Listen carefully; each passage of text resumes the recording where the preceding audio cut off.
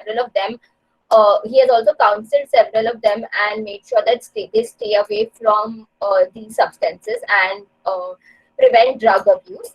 He has also his client profile also includes a lot of celebrities these days, and we are glad to have him here. Uh, Before he begins, I'll just give a few. I'll just introduce what today's topic is and what he will be covering. So today's topic is on the Narcotic Drugs and Psychotropic Substances Act 1985. So this is one of the most stringent acts in prevalent in India right now, and it was birthed as a result of the war of drugs which had happened in 1980s in the US, and which gained a lot of attention globally in 1980s. Because of this, uh, it approached the approach which the act took was a very strict and punitive approach which it took.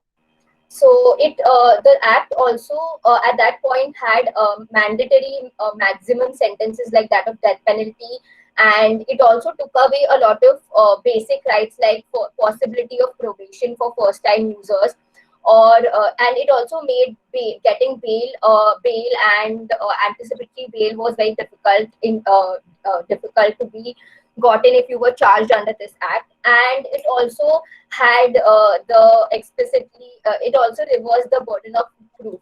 So it made the act quite stringent at that point. And today, even today, after the act was passed in 1985, a lot of things happened, and a lot of amendments were called for. And today, Ayaz sir will be covering all these amendments, all these points and loopholes. Even after so many amendments, there have been loopholes in a lot of areas, which sir will be covering today. I hand it over to sir, and sir will now take over the session. At any given point, if you have any questions for sir, sir would like this session to be an interactive session. So please feel free to put your questions in the chat box, and at any point, if you have any questions, we will tell it to him. And please switch off your cameras and audio so that there's no disturbance. Thank you, sir, and thank you for accepting our invitation. Thank you. I believe the teachers are also there of your college. Yeah.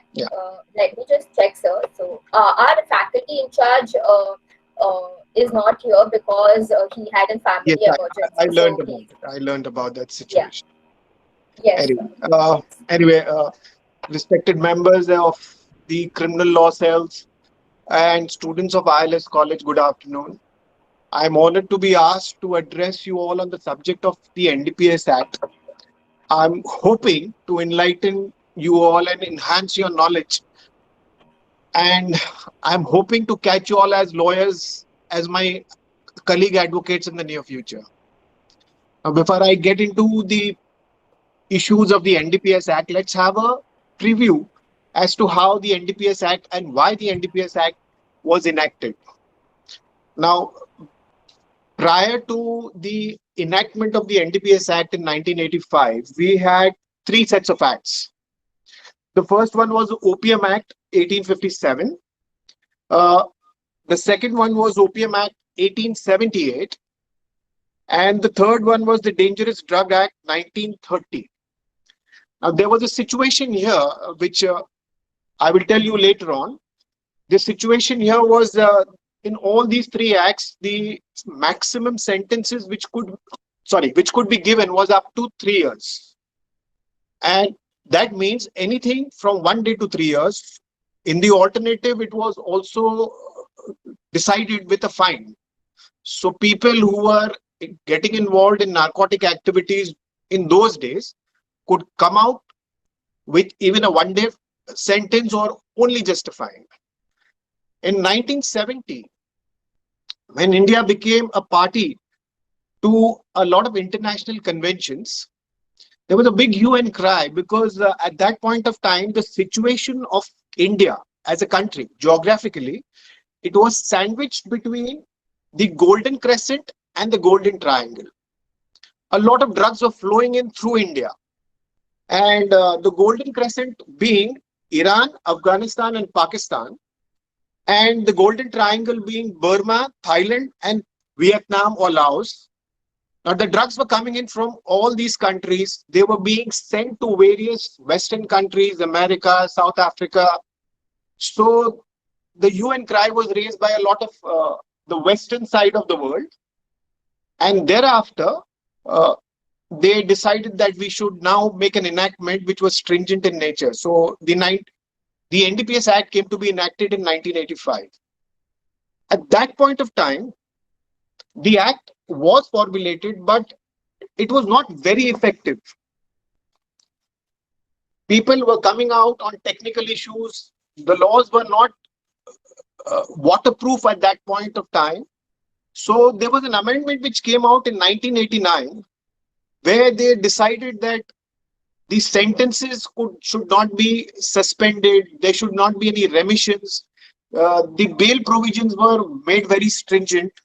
And at that point of time, what happened was in 1987, a number of cases came to be registered. The bail provision at that point of time in 1987 was Section 37, which was very, very strict. Because of the stringent nature of Section 37, many people could not come out on bail. Now, the trials went on, people started coming, getting convicted. Many a times it was seen that a lot of people were falsely implicated and they were not getting bails. The trials were going on for almost like 8 years and 9 years. And after that, they were getting convicted for 10 years. So the legislature, there was a big hue and cry amongst the foreign nationals, the foreign community, that people are not getting bail. What happened is in 2001, the amendment came into picture, and it was then it decided that there will be three categories of contraband involved. One was the small quantity, the other was the non-commercial or intermediate quantity, and the third one was the commercial quantity. The aims and object of that 2001 amendment was that people who are not being prosecuted for commercial quantity should be granted bail, or it should be made so liberal that they could avail of bail. In the earlier act, the 1985, prior to the 2001 amendment, everything else was made punishable from a period of 10 years up to 20 years, except ganja. The punishment for ganja, irrespective of the quantity, was only up to 5 years. And the punishment for consumption was up to 1 year. But the issue was very difficult for the litigant or the accused, that he had to prove that this material was meant for his consumption. And those issues became very difficult. So therefore, the 2001 amendment made it very clear, or made it very liberal for them to take a stand, because the 2001 amendment said that it did not restrict people who were only consuming.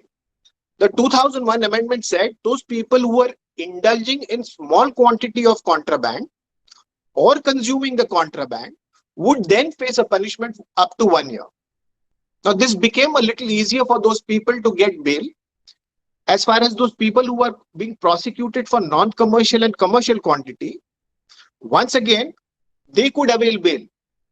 They were not languishing in jail. As far as the commercial quantity is concerned, the issue became they would have to come out of the bar under Section 37. Prima facie, they have to satisfy the court that they are not guilty of the offense by just looking at the charge sheet. Now, that issue then came in for consideration for a lot of debates, etc., a lot of interpretation of law. Now, I must tell you that prior to 2001 amendment, a lot of people who were not getting reliefs from the court, that is bails, that is convictions, they were getting convicted. The Honorable Supreme Court at that point of time, in the case of State of Punjab versus Balbir Singh, reported in the year 1994, came out with this proposition of law that two of the sections were made mandatory. Section 50 was made mandatory. Section 42 was made mandatory. Now, if you can see Section 50, the wording of Section 50, if I may just read it out for your knowledge.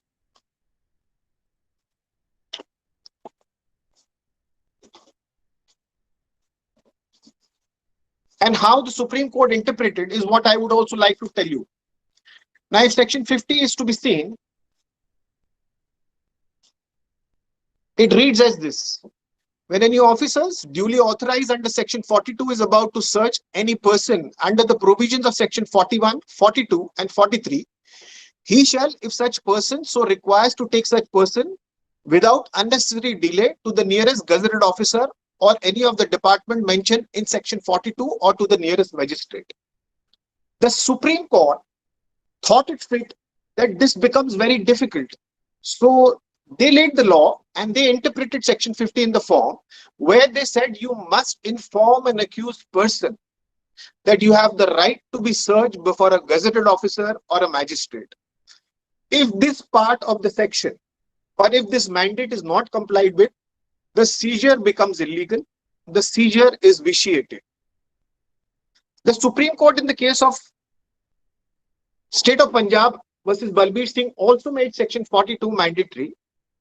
And here was a situation where they said that if there is a raid based on information, the officer who receives the information should record it in writing and send a copy of it to the official superior, to the immediate official superior. Now, what was happening prior to the 2001 amendment, prior to 1904, the laws were not being followed. People were getting arrested, were in custody for a long time, and subsequently some were getting acquitted, some were getting convicted. A lot of convictions were there. But that was without following the procedure established by law. The moment the judgment of Balbir Singh came in, a lot of cases came to be decided. People started getting bail because of non-compliance of mandatory provisions. They also got acquitted. The matter again came for reconsideration before the Honorable Supreme Court, a constitution bench, in the case of Baldev Singh, State of Punjab versus Baldev Singh, where once again the view expressed by the earlier judgment was endorsed and the law was settled on this issue. Then came a situation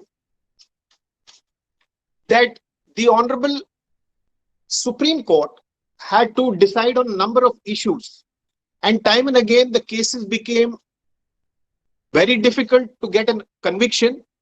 The Supreme Court then started narrowing down the issues, and in the case of Vijay Singh Jadeja, which was reported in 2011, because there were various interpretations of Section 50, the Supreme Court came out with the Constitution Bench judgment in Vijay Singh Jadeja came out with this whole concept that the accused must be informed that he has the right to be searched before a gazetted officer or a magistrate.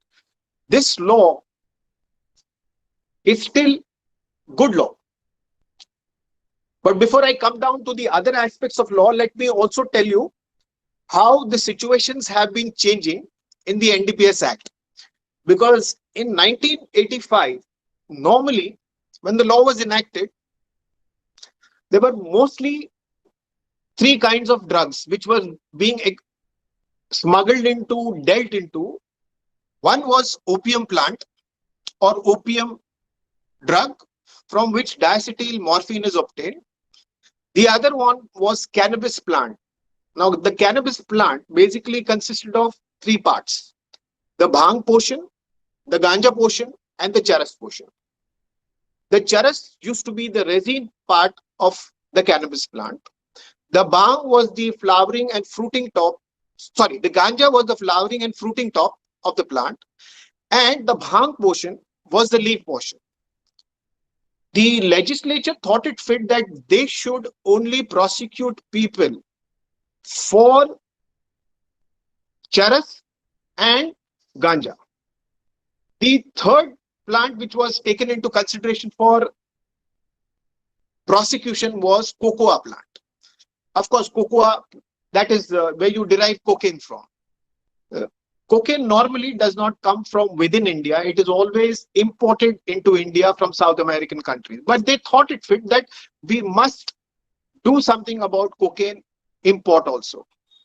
So the legislature enacted Section 3 of the NDPS Act.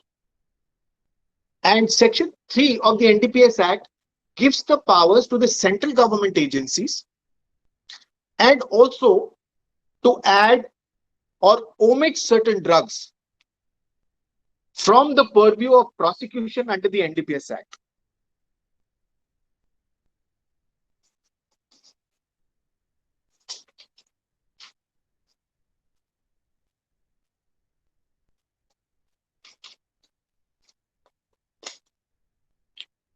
Now, in the year 1993, when the NDPS Act went into another change, the issue happened that they were only prosecuting people for psychotropic substance and narcotic drugs. Psychotropic substance would include substances like methaqualone, methamphetamine, etc. And narcotic drug would include drugs like heroin, charas, opium. But what the investigating agencies found out at that point of time is that there are a lot of precursor material which are used in manufacturing of psychotropic substance. So they issued an order that under Section 9A, there are controlled substances which have dual use, which could be used for the manufacturing of psychotropic substances. So in 1993, the legislature thought it fit to get it within the ambit of the NDPS Act, because there were lots of people who were using these precursor controlled substances like acetic anhydride, and there are a number of such substances. I'll give some example: anthranilic acid, N-acetyl anthranilic acid, ephedrine. Some of these substances which have dual use, which could be used also for either medicinal purposes or for using it for manufacturing of controlled substance. The legislature thought it fit that we should include this also. So under Section 9A, this was made a crime to deal with it without licenses, without keeping any records, which was made punishable under Section 25A. Now, with this background, we will have to see time and again how the enactment came under some changes, and how the lawyers made good use of the legislation and the mandate of law to show that there were several loopholes in this act itself. Since I have been called to address on the issue of what are the loopholes in the NDPS Act, I shall address that for the moment. Now, as you have seen, presently there are three categories of contraband, and the small quantity people who are prosecuted for small quantity, the loophole which normally the lawyers tend to exploit, I would put it like this, is one, the accused comes out on bail since the offense involves only a punishment up to 1 year. And if the quantity so charged is small, then the prosecution cannot object for bail because it becomes a summary trial. As you can see under Section 36A(5), these matters are then sent to the lower court. The manner in which the loopholes can be exploited in this situation is, if you see a section called 64A, it reads as, once you show that you are being prosecuted for small quantity and you undergo a de-addiction with an institute or hospital recognized by the government, and if it is successfully done, the prosecution stands withdrawn. Now, apparently, that will happen a lot in some of the for some of the accused in the Ria narcotic case. There are a number of people who will be saying, "I'm just a consumer," and a lot of celebrities have used it. A lot of accused have used it who are just consumers. Even for those people who have smuggled or dealt or distributed small quantity can take up this claim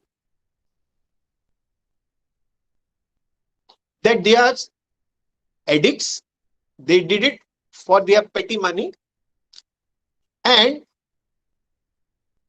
get into the relief under 64A.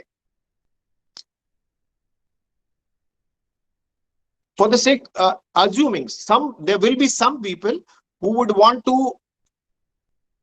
go ahead with the trial, who would want to contest the trial. For them, there is a relief under section 39 of the NDPS Act,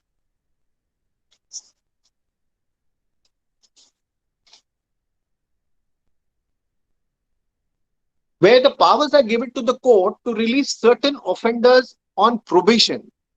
And the section reads as this: when any addict is found guilty of an offense punishable under section 27, that is an offense relating to small quantity of any narcotic drug or psychotropic substance, and if the court by which he is found guilty is of the opinion that having regards to the age, character and antecedent of the or physical or mental condition of the offender, the court has powers to release him on probation.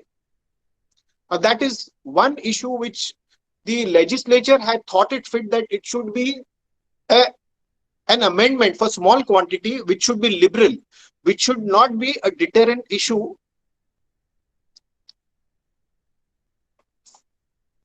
for the people who are being prosecuted for the smaller quantities.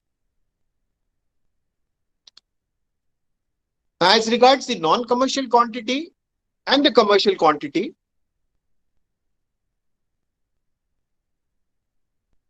the situation is this, that then they tend to go into trial and they take a lot of defenses. The defenses being, if I may put it, if I would like to first address you on section 50, the normal tendency of the lawyers are to take advantage of section 50, and the loopholes which are coming in is in these forms, where the Supreme Court having mandated that before the accused is searched for contraband, if there is a personal search, the mandate of the Supreme Court is that the accused has to be informed that you have the right to be searched before a gazetted officer or a magistrate. Now, kindly please see as to in how many ways this can be exploited. The first issue is when the officer comes to the box, or it should be mentioned in the FIR or the Panchnama or the complaint, that the accused was informed that he has the right to be searched before a gazetted officer or a magistrate. That means he has to be informed that a right is in existence for him. If the officer fails to mention it in his documents, or if he does not deposes, he gets reliefs from the NDPS Act. This is the first angle of section 50. The second angle of section 50 is that the accused should be appraised in the language which he knows. Now, the situation becomes very difficult for the officers, because if a person is being arrested or prosecuted in Maharashtra by the local police, and the accused is, let's say, from the South India portion of the country or the Northeast India portion of the country, the officer may not know their language. And he is required to appraise the accused of the right in the language known to them. If he fails to do that, he has violated the law. The accused gets his relief again. The third angle to the NDPS Act is that the accused must be informed that you have the right to be searched before a gazetted officer or magistrate. Therefore, both the authorities have to be appraised to the accused. Now, this becomes again a situation where sometimes in their documents or during the course of evidence, the accused does not, the officer or the witness does not mention these aspects. Even a partial compliance is held to be no good compliance. The Supreme Court, in the case of Bekudan Abdul Rahman versus State of Kerala, has once again held that if you give any partial appraisal, that is not good appraisal. Net result, the accused goes free. Then a new set of laws or the new set of situations came in where the officers used to inform the accused that you have the right to be searched before a gazetted officer or a magistrate, and I am the gazetted officer present on the spot. You can choose me. The Supreme Court at that point of time said, no, hello, you cannot be the gazetted officer present at the spot. You cannot be an interested witness. You cannot be an interested party to that appraisal, because under Section 50, the right has been given to a gazetted officer to discharge a person on the spot. But you, being an interested person, would never leave him. So the moment you inform the accused that I am the gazetted officer or a member of the gazetted officer is present at the spot, then that is violation of Section 50. Now the officers have to be very careful.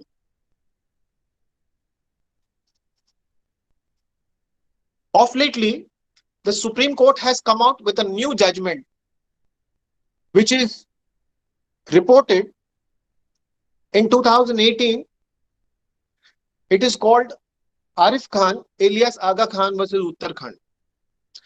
The Supreme Court has held that when you go for a raid on information, you must take an independent gazetted officer along with you. If you fail to do so, then that is violation of Section 50 of the NDPS Act. So the loophole is being exploited to a lot of circumstances in these areas. Now, one of the other issues which comes into picture when there are more than one accused caught together. The Supreme Court, in the case of Parmanand, has held that each of the accused has to be informed individually about their right under Section 50 of the NDPS Act. Failing to do that amounts to non-compliance, and the seizure gets vitiated even because of that. So Section 50 becomes multifaceted. Now imagine a situation where there are more than two people. One will say, I know English only, he's a foreigner. The other will say, I don't know English, I am from Delhi. And the third one will say, I'm from South India. So all three of them have to be explained individually about their right in the language known to them. And whosoever has not been explained about their right, the Supreme Court has held their rights under Section 50 is violated. Another facet of Section 50. Now, as far as the women, apart from all these facets, the women have some additional advantages. And one of the advantage being a lady, her search has to be only conducted by a lady officer. And that also, the search has to be done not in the gaze of male members, not to the viewing of male members. It has to be done in a secluded place, because a body search of a lady cannot be done in open. Having done that, the Supreme Court again says that this is not in good compliance of Section 50. So As I pointed out, there will be a number of situations for the officer to comply with Section 50 of the NDPS Act. It becomes difficult at times. Of course, the lawyers have built up all these defenses at different stages, at different times, looking at the facts and circumstances of the case. Now that takes me to the violations which occur in Section 42. The law under Section 42 was crystallized in the case of Karnail Singh versus State of Rajasthan.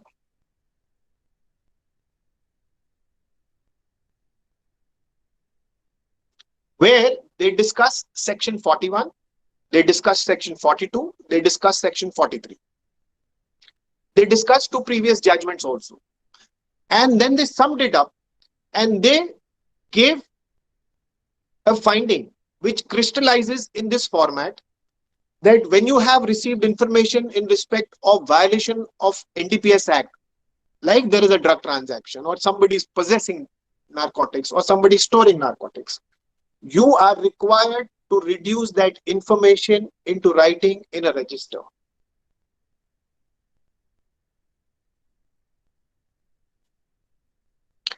If you have the time, you must do so. But when you're on a patrol duty and when you receive the information, you can straight away go for the raid. And after you come back from the raid, you can reduce it into writing. That leverage is given by the Honorable Supreme Court. But most of the cases before the courts which come in is that they had sufficient time for going for the raid. So the Supreme Court has mandated that the officer has to record the information into writing. Now, many a times, what happens is the officer who receives the information passes this information to another officer who then reduces it into writing. The Supreme Court has held no. The person who receives the information has received the information, it is his duty to reduce it into writing, because otherwise, this will become like a Chinese whisper. Because A will talk about one person and the other one will talk about another person. And the information tends to get distorted. Now, 42 also comes into play when, imagine a situation when you have to go to an enclosed place or you have to go search a vehicle, search a godown, and the seizure is to be done post-sunset. Now, in those criteria, the Supreme Court has held that you must obtain a search warrant or authorization. If you don't do that and you go for the raid, then the seizure becomes illegal.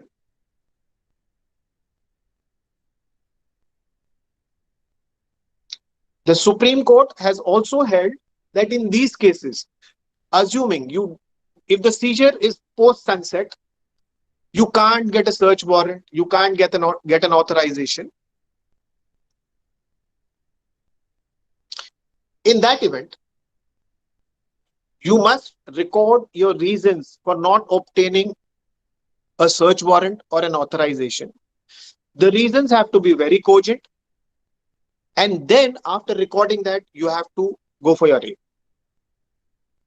Now, many a times, the officer does not know how to get an authorization. They don't go to a magistrate to get a warrant for the raid because they don't want to trouble the magistrate. They just go for the raid. What happens next is the loophole comes into picture. The accused gets bail, the accused gets acquitted in these situations. Many a times, the officer does not record the information in the register. He writes it on a piece of paper, which can be fabricated at any point of time, and the lawyer proves it. The accused gets his relief. The other issue which comes into picture is Section 42(2). which mandates that every information which is reduced into writing has to be forwarded to the immediate official superior within 72 hours. Now the issue comes here. Sometimes the officers are not aware that the immediate official superior means the designated official superior.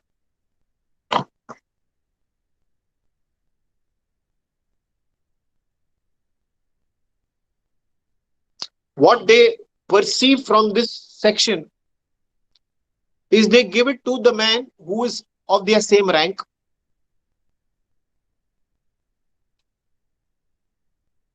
That becomes violation of law. Another illustration which I could give is a head constable receiving information. He gives the information, the copy of that information, to an ACP. The law is that he has to submit the copy to his immediate official superior. Now, to the head constable, the immediate official superior is not the ACP. It's the next PSI, who is his immediate official superior. Lawyers tend to take advantage of that also.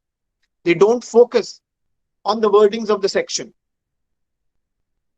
Now, why 42 is made mandatory is for two reasons. Before that, I'll just read out the relevant portion of section 42. It reads like this: any such officer, being an officer superior in a rank, peon, sepoy, or constables of the Department of Central Excise, Narcotic Customs, Revenue, Intelligence, or any other department of central government, including para-military forces or armed forces, as is empowered in this behalf by general or special order by the central government, or any such officer being an officer superior in rank to a peon, sepoy, or constable of the Revenue, Drug Control, Excise, Police, or any other department of a state government, as is empowered in this behalf by a general or a special order of the state government, if he has reasons to believe from personal knowledge or information given by any person and taken down in writing that any narcotic, drug, or psychotropic substance or controlled substance in respect of which an offence is punishable under this act has been committed, or any document or other articles which may furnish evidence of commission of such offence, or any illegally acquired property, or any document or other articles which may furnish evidence of holding any illegal acquired property which is liable for seizure or freezing or forfeiture under Chapter 5A of this Act, is kept or concealed in any building, conveyance, or enclosed place, may, between sunrise and sunset, enter into such buildings, conveyance, in case of resistance, break open doors, remove the obstacle of such entry, etc., etc. And 42.2 reads as, where the officer takes down any information in writing under subsection 1 or records grounds for his belief under the proviso thereto, he shall within 72 hours send a copy thereof to his immediate official superior. Now, why I'm referring this is for two reasons. If I have to connect 42 with 57, the reason why 57 was legislated, it's a double lock system. Before I give you the reasons, I will read out section 57. Whenever any person makes any arrest or seizure under this act, he shall within 48 hours next after such arrest or seizure make a full report of all the particulars of such arrest of seizures to his immediate official superior. Therefore, there is a connecting link between 42 and 57. Imagine a situation in 42 where he reduces the information into writing, sends a copy to his superior. The information way, I have got information that A is peddling into drugs. He seeks permission to go and catch that person. Now he goes for the raid. He comes back. Under 57, he is required to make another report that I went for the raid pursuant to the information. I came back. I've caught this person. I've arrested him. And he has to give the details of the name. Now, why I said it's a double lock system? Because many times what used to happen in the past is in the information, they name A as the person who's peddling in drugs, who stored the drugs, and they are going to catch A. The officer goes there, catches A. He somehow is convinced that A, or maybe for reasons best known to him, he does not catch A and he comes back with B. It could be a case of bribery. It could be a case of the accused has managed to satisfy the wishes of the officer. And when he comes back, he reports under section 57 to the officer, immediate superior, that I have caught B. The officer under section 57 who receives the report will then compare the report under 42 and 57. He will say, sir, you had gone to catch A. How did you come back with B? So therefore, the reason of section 57 is connected with section 42. Sir, before we move on, I had a doubt regarding the search and seizure that we were talking about, like the under 50. So under 50, if I believe, it's only when the officer has an apprehension or has a knowledge that the other person is carrying, like the accused is carrying some drug, correct? But suppose, say I am traveling in a train and the officer there, he's doing the regular checks, and in that he suspects some person that in his bag there might be something. So he asks them, at that point itself he asks him to open his bag and show the bag, and then inside the bag suppose there's some drug which is punishable under this section. So in that case, will section 50 and like all the procedure, like how is the officer supposed to in that case uh, proceed? Because in that case, he doesn't have any apprehension. Is not there. The apprehension which is said that okay, now he might be having the drug or I'm going to raid. I mean, he doesn't know that he's going to raid, but it's just his normal course of duty that he's doing that. So how is it? Like, will all the provisions still be have to will still be have You to are referring to comply? section 50 for that, correct? Yeah, Now, yes. okay. Now, as far as information or reason to believe is concerned, 42 is attracted. I'll just read out the words again. I'll read out section 42. If any such officer, I'll forego the names So of the in that officer. case, Yeah. If he okay, has reasons to believe from personal knowledge or information given by any person. So 50 will be attracted, right? okay, yes, And yes. read section 43. And I will read that. Uh, any officer of any of the department mentioned in section 42 seize in any public place or in transit any narcotic drug or psychotropic substance or controlled substance in respect of which he has reason to believe an offense punishable under the act has been committed. Now, if one were to see section 50, how does it apply or where does it apply? Section 50 applies in three criteria. And I should just read that. When any officer duly authorized under section 42 is about to search any person under the provisions of section 41, 42 or 43. So if he has information, if he has reason to believe, or he has been informed by, let's say, through some other sources, or he sees somebody in very suspicious circumstances. In that event, 50 would be attracted. But if it is just a regular search, chalo tumhara packet kholo, tumhara bag kholo, just I want to search Okay. you, Yeah. then 50 would not be attracted. But having said so, assuming he stumbles upon some drug at that point of time, Yes. Yes. after that, a duty is carved upon him to follow the rest of the provisions. That is 57, that is 55, that is 52. And even there, I will show you the loopholes, how the officers then do not comply with that. And the Supreme Court, in a number of judgment has held, assuming you did not comply with 50, you were not required to comply. You were further mandated to follow the other aspects of law after you have seized the drugs. So the loop 50 may not get attracted when there is no information, when there is no reason to believe. But a good cross-examiner, like a lawyer, would get an answer during the course of cross-examination also, that you caused the search because you had reasonable belief that there was drugs, therefore you searched. The Supreme Court, in the case of Mohinder Kumar, it was a case where a person who was standing outside his house, and the officer, the narcotic cell officer's jeep comes there. On seeing the police officer, the accused runs. He runs into his house. He is apprehended. The cops follow him, they run. They apprehend him. Before they search him, they call for the panchas. So the Supreme Court held, your act of calling the panchas, the accused running away, your act of calling your sealing and seizure kit itself shows that you had reasonable belief. And therefore 50 would be attracted.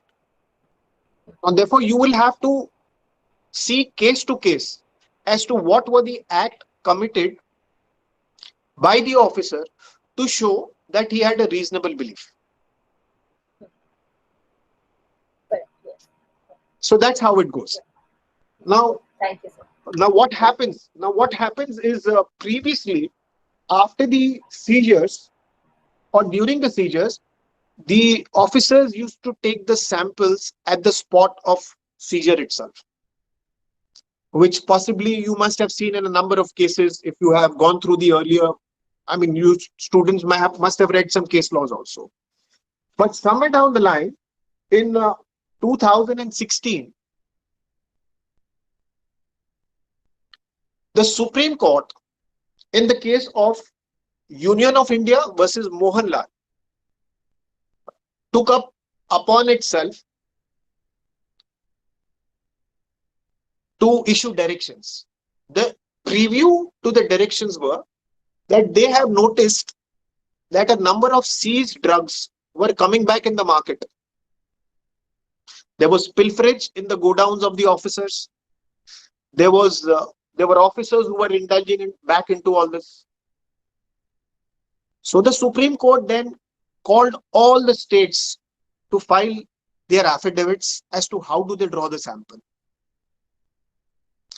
The Supreme Court was also of the view that sometimes, for the sake of rewards, you get your samples from your end. The drug may be adulterated because rewards are based on the purity of the samples to the informants. So you were getting a very pure sample from your own source. The accused was having only some very adulterated stuff. So you were sending your samples and claiming rewards. So the Supreme Court came out with a stand that from here onwards, you seize the drug, you seal it at the spot. Don't draw samples there. And then you go to the magistrate and draw the samples before the magistrate. And that's where a number of cases will now result into acquittals. Since 2016, the state machinery, under the NDPS Act, there are two sets of agencies which are operating. One is the state machinery, which is the local police, police stations, anti-narcotic cell, which are governed by the respective police commissioners. The second set of agencies are the Narcotic Control Bureau, the NCB, the Customs, the DRI, which are the central government agencies. So the state machinery, at least in the state of Maharashtra, I am not seeing a lot of them following the mandate of the Supreme Court as directed by the Supreme Court in the case of Mohanlal's case. These directions, if they are not followed, we will come to know about the impact of those violation of the mandate of Supreme Court in the near future. They are drawing the samples at the spot. They are not drawing it before the magistrate. There is enough material, at least the lawyers tend to take advantage of all those materials, showing that the samples were not handled well. Because the mandate of law, if you see section 52, I shall read 52.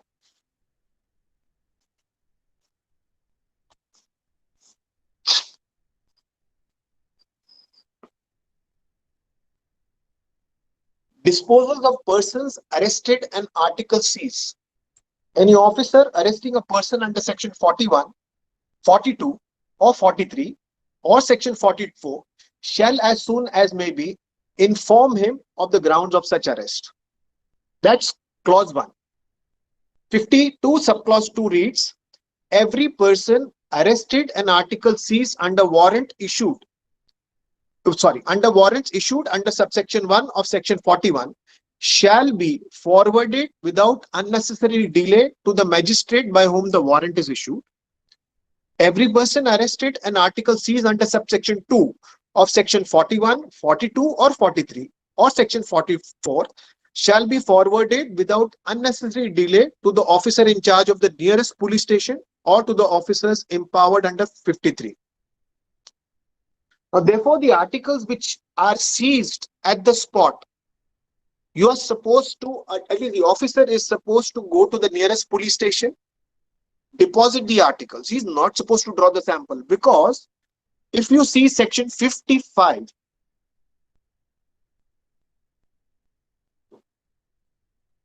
and I shall read that, an officer in charge of, I'm reading section 55, an officer in charge of the police station shall take charge of and keep in safe custody, pending the orders of the magistrate, all articles seized under this act within the local area of that police station, which may be delivered to him, and which shall allow any officer who accompanies such article to the police station or who may be deputed for the purpose to affix his seal to such article or to take such sample of and from them, and all samples so taken shall be sealed with the seal of the officer in charge of the police station. If one were to read section 55, it does not envisage that the samples have to be drawn at the spot. It envisages that for the proper procedure, the samples have to be drawn before a police station, a local police station, and there will be two seals. One set of seal will be for the office of the officer who has taken charge of the articles, and one will be the seizing officer.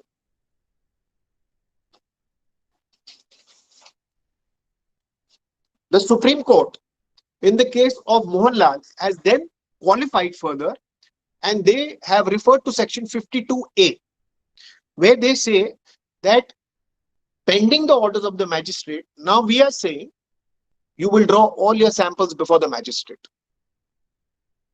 So there is no issues of tampering of samples. That has to be ruled out. The samples have to be drawn in the presence of a magistrate. He will certify the samples. He will certify the quantity of seized bulk. And it is only thereafter that the sample goes to the chemical analyzer. Now, this apparently is being followed by the central government agencies, but not by the state government agencies. So this loophole will be somewhere down the line exploited to the hilt by the defense lawyers. There are, I think, one more thing which is also in a lot of cases happen is that the contraband substance is very heavy, or it's more than suppose 30 kgs or that. And so the police officers say that if they are not able to get it before the magistrate and use that loophole, like the police officers say that because of the material or the quantity of the material, they're not able to get it to the magistrate, and then they get away with that provision also. Yes, and many a times what they do is they don't produce the seized articles even in the court during trial. Now that is a big loophole where the Supreme Court has held, you don't produce the article, we are not going to convict the accused. You don't produce the samples, we are not going to convict the accused. There are many cases like this. They use that because the panchas are there. Yeah. Yes. Another issue which comes into play is the issue when the articles, though the samples though drawn in the presence of a magistrate, The officer then takes the bulk bag and he disposes, or rather destroys the article. The Supreme Court, in the case of Noor Aga and Jaruparam, has held that before you destroy the contraband, you must take the permission of the trial court. You must notify the accused that it is being destroyed.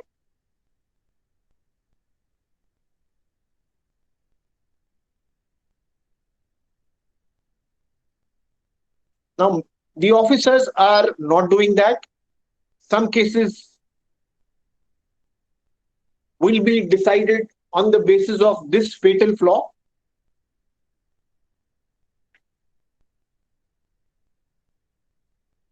Another issue which comes into play, of course, this is a factual aspect. Many a times, the samples which are drawn, there is no record of safe custody of those samples also. Now, time and again, the Supreme Court says when you draw the samples, you must keep a record. Where was the sample kept? In whose custody it was kept? How the samples were handled at that point of time. Supreme Court and Bombay High Court and various other honorable courts have held that right from the time the sample is drawn till it reaches the chemical analyzer, every hand which has touched the sample has to be examined. They have to depose that the samples, they have to depose in such a manner that the court feels confident that the sample could not be tampered. I'm not saying was tampered, but could not be tampered. The moment you show custody of a sample which was unaccounted, an example, an illustration, where a person was having custody of the sample for, let's say, 2 days, 3 days, unaccounted, there was no record. The courts have held this appears to be a very dangerous thing. We can say that there was a possibility of tampering the samples. And the courts have given benefit of doubt to those in those situations also. Another issue which, of course, the prosecution does not pay attention to is whenever seizures are made, the panchnama, the seizure panchnama which is required to be drawn,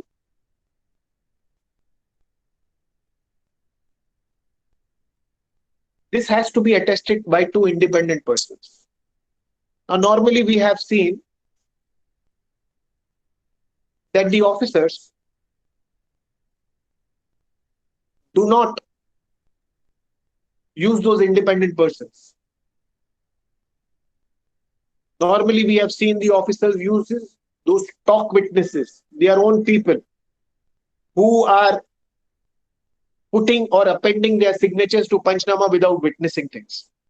Because at least in my life, I have not seen a panchnama being drawn at the spot. These are all drawn in the police station, whereas the picture is being portrayed that they have been drawn at the spot. Lawyers tend to exploit this situation also when they can get access to record that these so-called independent panchas have acted as punch in a number of cases. The Bombay High Court, the Supreme Court has time and again held that you must use services of the panchas who are independent in nature. They can't be your stooges, or if they have acted as a punch in a number of cases, then they cannot be said to be independent. They are amenable to.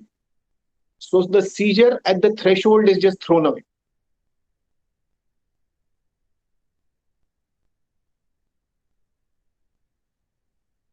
Another issue which comes into picture, of course, for the youngsters, it is very relevant. Since a lot of people are being prosecuted for ganja. Now, what happens is when the panchnama is drawn, the officers tend to not write the correct description of the contraband which is seized.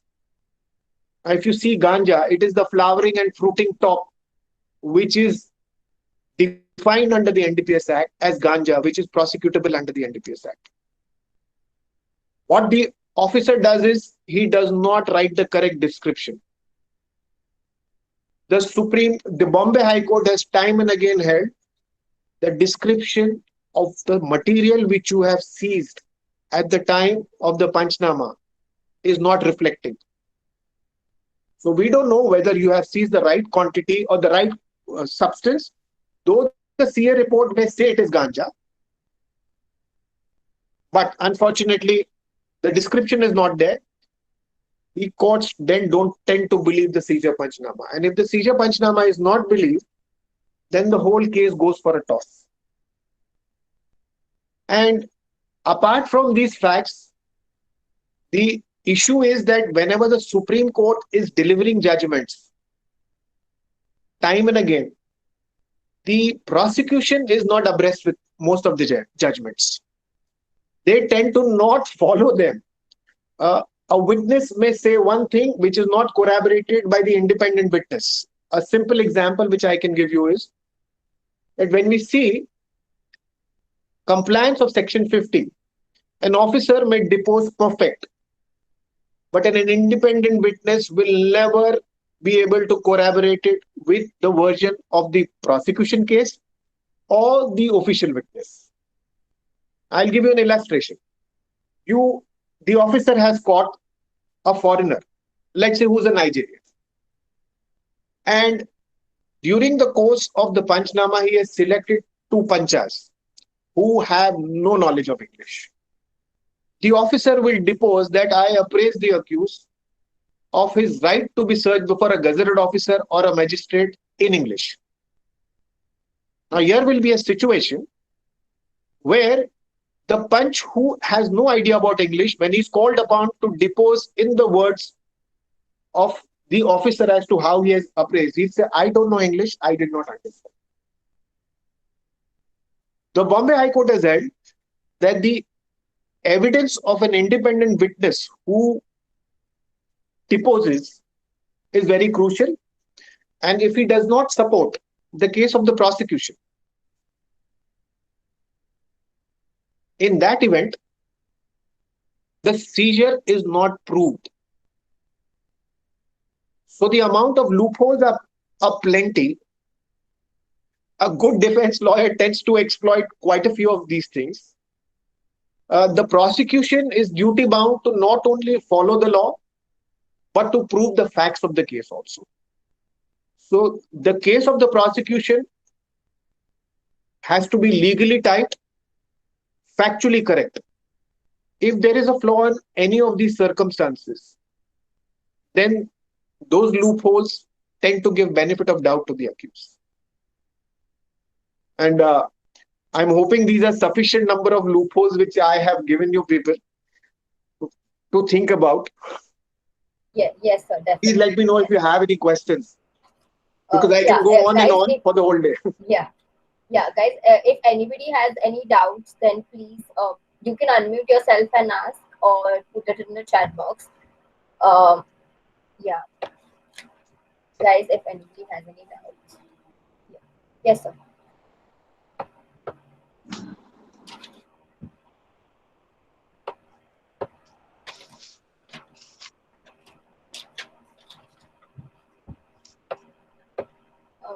I don't see any doubts, but I myself had like a few doubts. So when you were talking about the description of the drug, and like usually description of the drug is not given. So do you think that like the police officers in this case are given any training? Like, are they given training to understand the type of drugs which is being seized, or is this because of the lack of knowledge that is happening, that they're not able to describe the drug properly? Or who is is it the police officer, the normal station officer, who describes the drug, or is there a necessity for a special officer to describe the drug? Not really, but see, first of all, both the situations are correct. One, there are officers who are working for the anti-narcotic cell. They are given sufficient amount of trainings. Right. As regards Bombay, as regards the police in various towns, various cities, nowadays all the towns have anti-narcotic cell. They have workshops where different kind of drugs are required to be informed to them. They keep a track of all this. There are classes held, there are various conferences held to identify drugs. But when they seize the drugs, now example like a ganja, a drug called ganja, they must write down the description, because whatever they see, they must write down that it is a fruiting, flowering top. What they end up doing is they write leaves, and then leaves not being covered under the NDPS Act, the accused tends to get benefit, because when the sample reaches the CA, he says, I found flowering and fruiting tops and not leaves. So there becomes a contradiction out there. As far as charas is concerned, it's in black form. So they have to write is some material contraband which was black in color. If it is a psychotropic substance, they are given drug identification kit. All the agencies all over the country are all trying to, or all using the drug identification kits for testing. Those are those preliminary kits, preliminary test kits. They give an idea as to what the drug is. So the test conducted there would also indicate what the drug is. And of course, on the spot, they are required to investigate.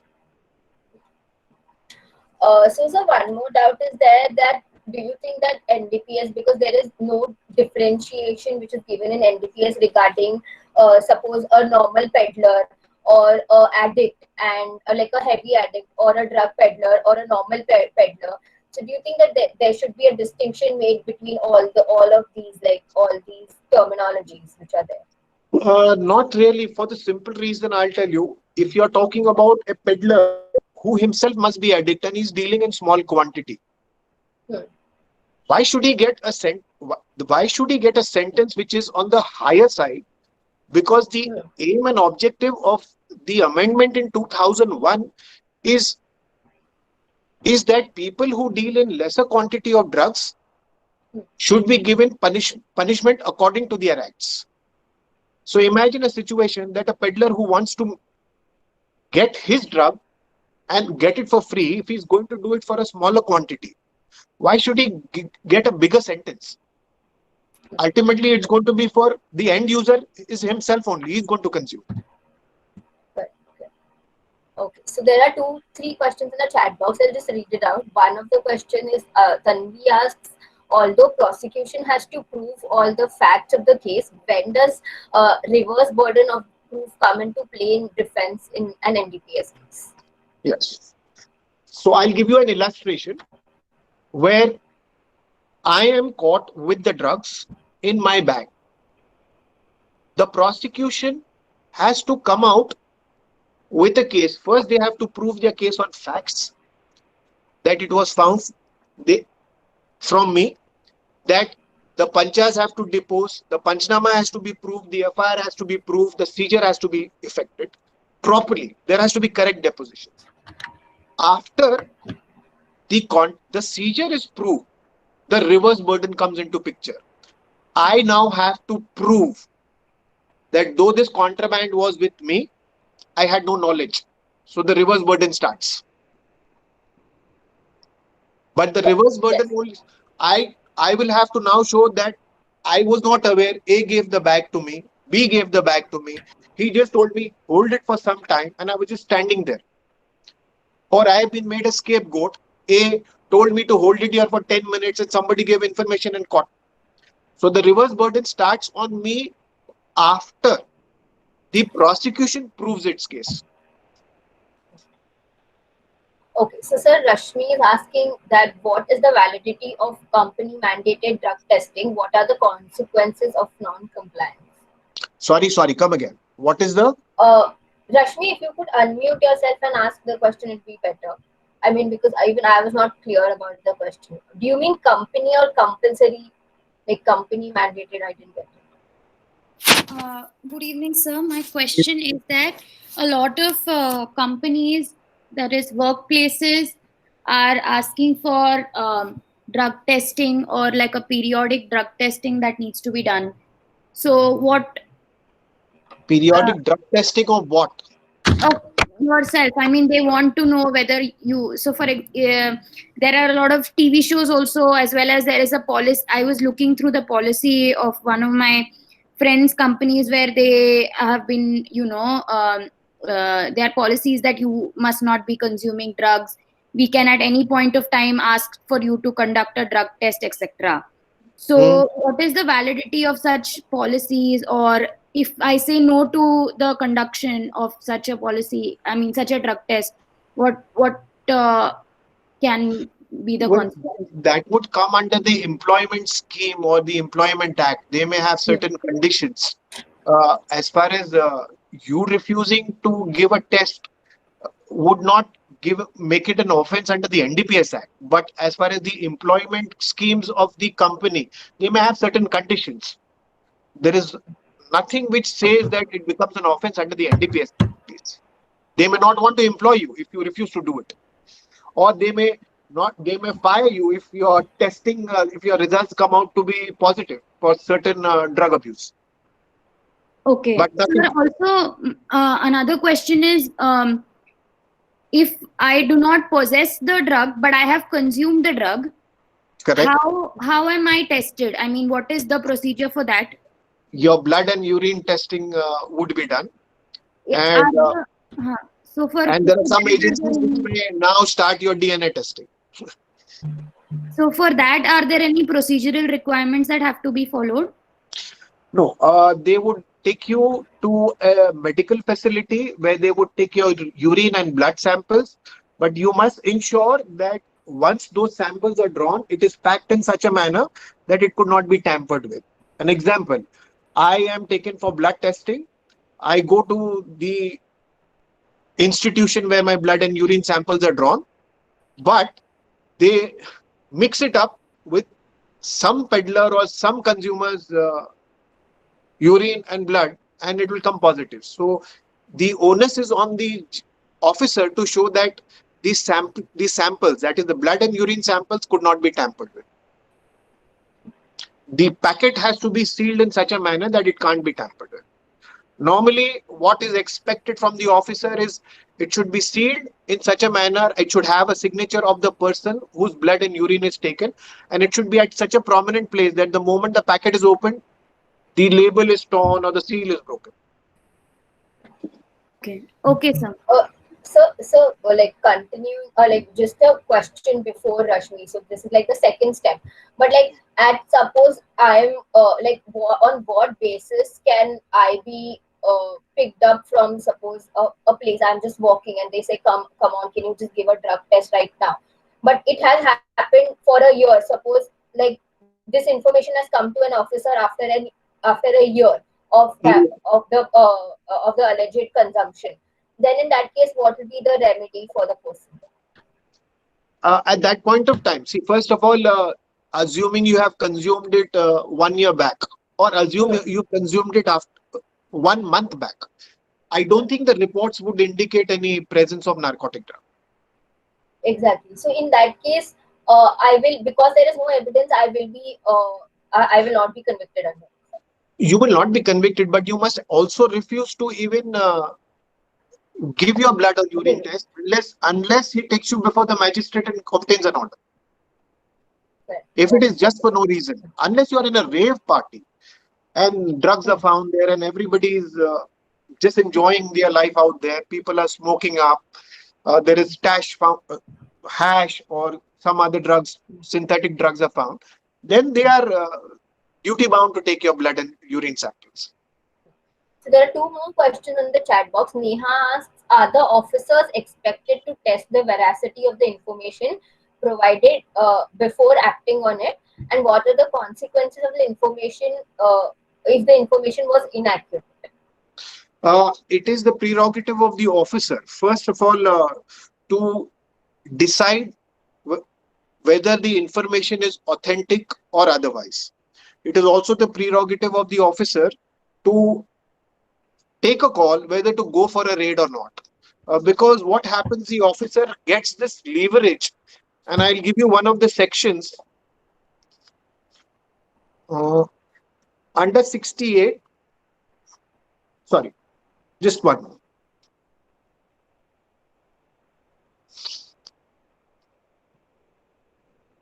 There are certain provisions under the NDPS Act that an officer who has acted in good faith based on that information, and if it does not work out, and if he's troubled the so-called proposed accused, there can be no vicarious liability. There cannot be any action against him. But if it is proved that it is vexatious, the officer can be prosecuted for that.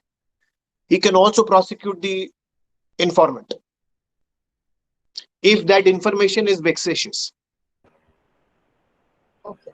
So there are two more questions. Dhruv asks, how do you discharge the burden of Section 47 for availing bail when commercial quantity is seized?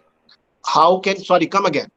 How do you discharge the burden of Section 47 for availing bail when commercial quantity is seized?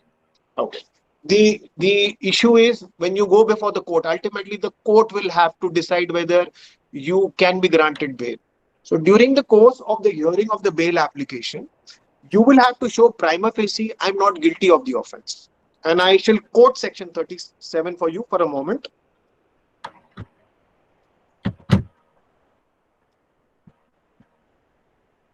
Okay, 37 reads like this: notwithstanding anything contained in the Code of Criminal Procedure, every offense punishable under this act shall be cognizable. Now here comes the part. No person accused of an offense punishable for offense under Section 19, 24 or Section 27A, and also for offenses involving commercial quantity, shall be released on bail or on his own bond unless the public prosecutor is given an opportunity to oppose the application for such release. Where the public prosecutor opposes the application, the court is satisfied that there are reasonable grounds for believing that he is not guilty of such offense and that he is not likely to commit an offense whilst on bail. So the issue is, prima facie, you have to show that he is not guilty of the offense. Now, how do you show that? You will have to show, one, on facts the case is wrong. If you can demonstrate, an example I'll give you. If I were to say that the case of the prosecution is that he received an information at 3 o'clock and he went to Pune, reached there at 4 o'clock, caught the accused and came back to the office at 5 o'clock. Is that probable? The answer would be no, because from Bombay to Pune you cannot travel in 1 hour. Catch him and get him back by 5 o'clock. That will be on facts. If you can show that the seizure is in violation of Section 42, Section 50, the officer has not written down the correct appraisal under Section 50. The officer has not followed Section 42. He has not reduced the information into writing. The Supreme Court has held if there is violation of 42 and 50, then the seizure is bad in law, is illegal. So therefore, prima facie, you have to show I'm not guilty of the offense. And that's how you have to satisfy the court that from the facts of the case, legally or factually, there appears to be a situation where I can show prima facie I'm not guilty of the offense. On the factual aspect, you can also show that the samples which were drawn was marked as A1. And the sample which has reached the chemical analyzer is marked as Z2. There is no corroboration, there is no correlation, because you have drawn sample A1. How can the CA receive the sample which is called Z2? Therefore, the case appears to be from a situation where prima facie I am not guilty of an offense. It is now the duty of the defense to show that. There is one more route. Dhruv asks also, what defenses can you take when there is passive consumption instead of active consumption? Passive consumption is therefore, initially you will get bail. When it comes to trial, you will have to examine witnesses to show that you were not smoking. Because normally if you're looking at passive consumption, you're looking at party situations. There will be rave party situations. There will be video recordings. There will be photographs. There will be, you can come on oath and say, this is what has happened. Again, when you are tested positive, let's say for charas or ganja, the the urine test or the blood test would say cannabis detected. Now, cannabis is a very dangerous word for the prosecution because it also includes ganja, it also includes bhang, it also includes charas. The Bhang narcotics, is not legal. exactly. Now, the only psychoactive element in all three is THC. It is maximum in charas, it is lower in Oh. ganja, it is lowest in bhang, or maybe not there. So, if the CA report you can exploit and say there is no THC in this, how do you conclude that I was smoking charas or ganja? And it is So for the prosecution. is it then the discretion of the judge? Of course, it is how you put across. Because at that point of time, when you take a defense, you will also have to take a defense. I was not smoking. Examine yourself alone. Examine some witnesses there that A was not smoking. And there was a lot of fumes which was being exhaled and inhaled. And therefore, this could be a case of passive smoking. And of course, to support that, the THC element, because a person who smokes inhales it, the THC contents may be more. The moment it goes into the air and it is inhaled, first he exhales it, then the passive smoker inhales it. The THC content will reduce considerably. There is one more question which says that what is the evidentiary value of WhatsApp chats of drugs consumed long back and it did not show up in the tests? What was your last line? So, what is the evidentiary value of a WhatsApp chat of drugs consumed so long back that it did not even show up on the test? Suppose a test was done after a year and it did not show, but the WhatsApp chat said that you were consuming some drug at that moment. Well, at that point of time, I would say it is, in my opinion, the evidentiary value is zilch, very low, nothing, for the simple reason. I may brag that I went out for a date with Deepika on my chat. The actual issue is Deepika has never gone out for a date with me. Would it prove if I have to talk to a friend that I went out for a date with Deepika? Similarly, you consume drug will be reflected in your chat. Correct. Where is the actual evidence to that effect? The prosecution will have to come out with some evidence to that effect. And some independent witness, yes, drugs were procured. Yes, I have seen him smoking, because on WhatsApp chats, people talk all sorts of things. There are some people who will brag about their achievements. There are some people who will lie. There are some who will obviously speak the truth. But ultimately, to prove the truth, it is the duty of the prosecution. One more question is that do you think that the focus of NDPS is less on rehabilitation?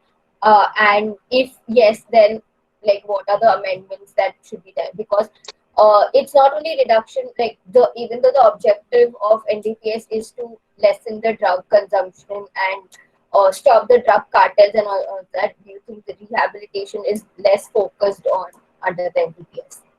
As compared to other countries where rehabilitation is given more importance and probation and all of that is also considered. No, but if somebody uses it well, a defense lawyer or an accused uses it well, I think there are sufficient clauses which are there. If you have to see, the amendment of 2001, amendment number 9 of 2001 was sufficiently has sufficiently taken care of people who are consumers. And I'll tell you why. It gives you an option, one, for bail. It also gives you an option, go in for de-addiction. It further tells you, if you do it, we will withdraw your case. If you read the wordings of 64A, and I'll just read it out for you.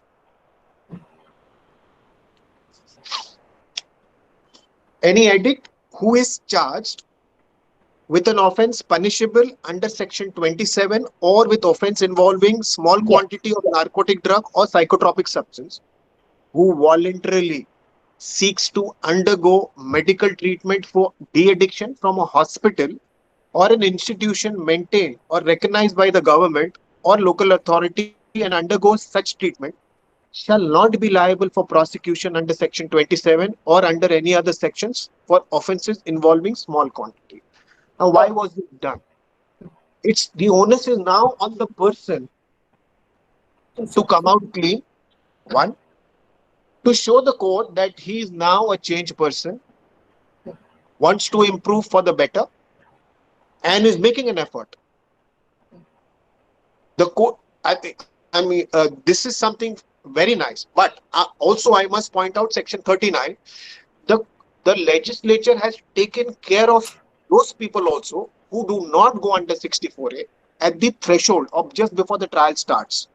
And section 39 says that those people who are, I'll read it.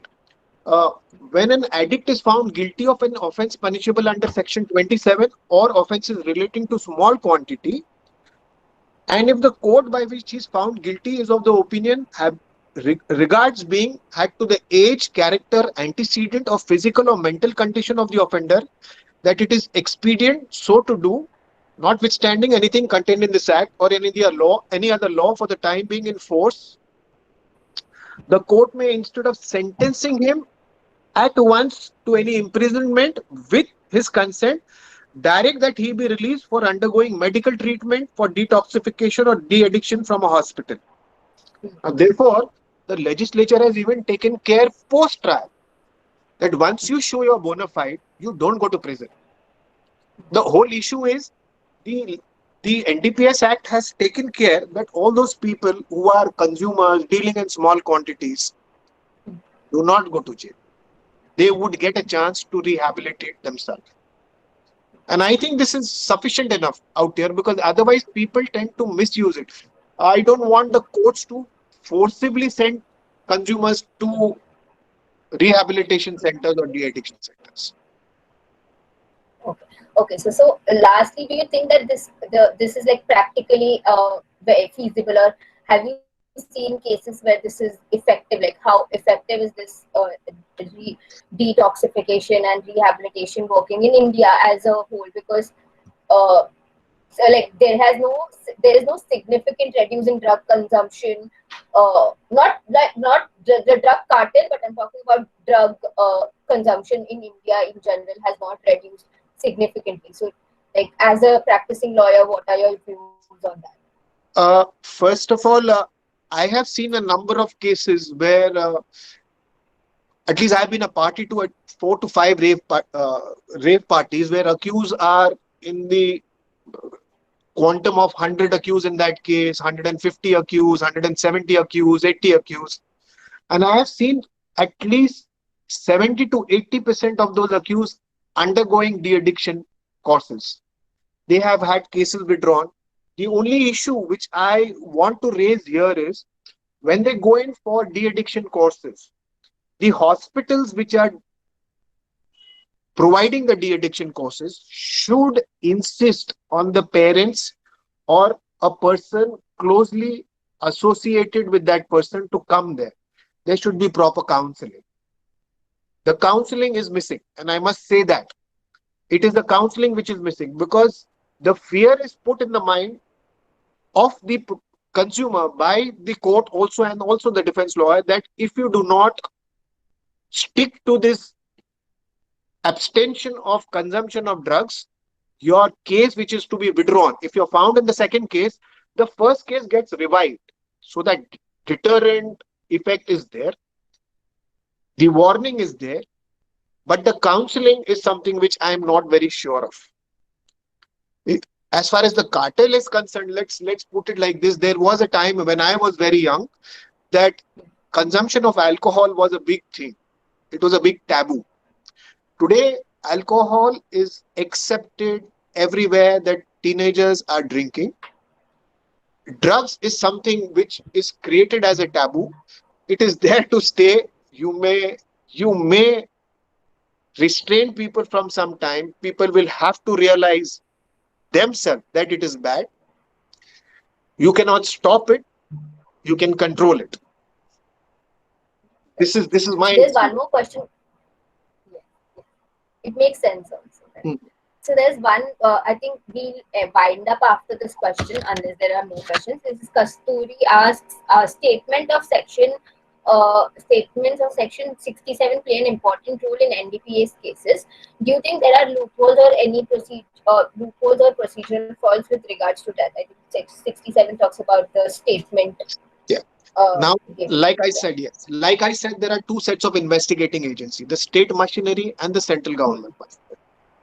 The powers to record statement under 67 are normally or always with the central government machineries. Uh, this is an added benefit, which added advantage with the central government machinery prosecuting agencies have. There are lots of safeguards which the officer is required to take before recording a statement under 67. Simple examples I can give you is he has to inform the accused that he has the right to remain silent, which is the Miranda warning, or what we see in the US also, US laws. You have the right to remain silent. Anything you say against you will be used in the court of law. The officer is required to give that warning to the accused that you have the right to remain silent. If an accused chooses to remain silent, then the statement stops there. If the accused gives a statement, the officer has to prove that the statement is voluntary and correct.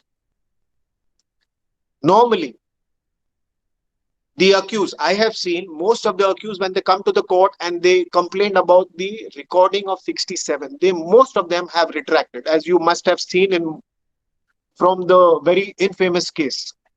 So, if I can show that the statement is not voluntary, the statement is recorded whilst I'm in their custody. I'm not given food, I'm not given rest, I have been detained overnight, and my statements are recorded.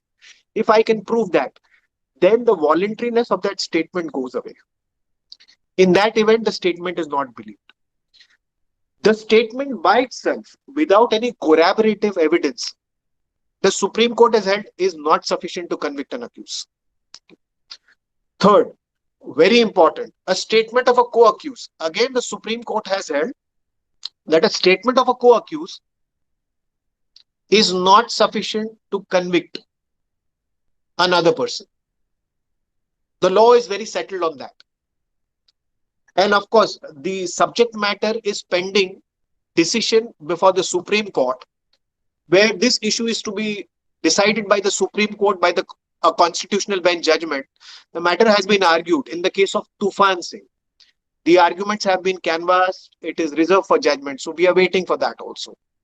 Because time and again, the issue which is being raised is that I am in your custody, you can record any confession. You detain me overnight. The summons which you issue me says you are not to leave the office without permission. That itself reflects that I am in custody. If you read the meaning of arrest under the CRPC, any person whose movements are restricted is deemed to be under arrest. The moment I show I am in custody and you're recording a statement, then it does not become a voluntary statement, in my opinion. Yeah. Okay. I think that answers her question. Let me just check if there are any other questions in the chat box. No, there are no questions. So I think then we can wind up the session. I request Sanvi to give the vote of thanks, and I personally would like to thank you for a wonderful session. And it really so this session was held with keeping in mind our the government of India had sent us a mail regarding working on the recommendations for changing or amending the NDPS Act, the CRPC, IPC, and the Evidence Act itself. So we are currently the ILS Criminal Law Cell is undertaking this research project, and now currently we are working on the changes that are to be done under the Indian Penal Code. But after that, we also want to move and see how NDPS wants, like what are the changes that have to be implemented under the NDPS. So this session was conducted with keeping that in mind as well. That's it really gave that's us a a good lot one. of insight. Yeah. Yeah, so it really gave us a lot of insights as to what are the amendments which have to be brought in so as to make the law more foolproof. And yeah. So I'd like Tanvi to give a official vote of thanks and thank you, sir. Like, Tanvi. Sir, I think I speak for everyone who attended the session today. That was a beautiful learning opportunity for all of us. And on behalf of Criminal Law Cell, I must extend a vote of thanks to you for coming and so passionately explaining this act to us. And personally, I would also like to thank you as an aspiring criminal lawyer and all the other students who attended as well. About such a wonderful session this was. And thank you so much for simplifying it for us and helping us understand all the intricacies of the act, sir. We're truly grateful. you're most welcome. This is something. This act is something which is not taught to us in our regular curriculum. Like we are not explicitly taught about this act. It's just Indian Penal Code, IPC, and CRPC. So this is something which students learn on their own, and you really explained it a lot. And we had also asked the students to brush up their basics, so it really helped. Well, I hope it has enhanced your knowledge, and I hope. It did definitely. Definitely has, sir. Definitely. Yes. Okay. Thank No you, way. sir. Thank you, sir. Thank you for the session. Thank you so So much. we'll also be giving you a record. We've recorded this session, so we'll be putting this up on our YouTube channel, so you can always access the session from there as well. And Tanvi will be sending you an official link. Thank you, sir. Okay. Thank you, sir.